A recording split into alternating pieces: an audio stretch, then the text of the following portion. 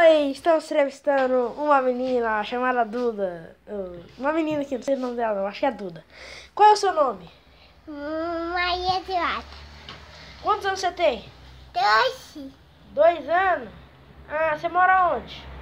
Lá na casa do Cauã. Qual o nome da sua mãe? É o Gisele. Do vovô? É Fafo. E da vovó? É papel. Ah, tá. E qual o nome do seu pai?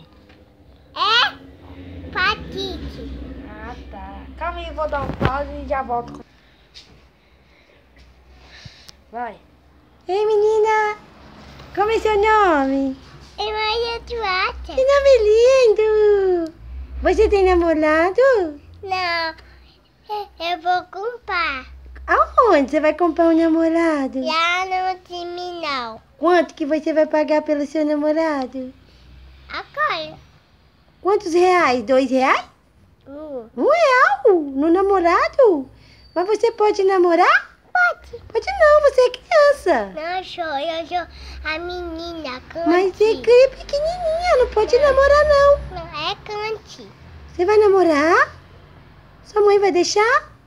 Deixa não, ela não deixa não. Deixa? Não deixa, você é pequenininha ainda, menina.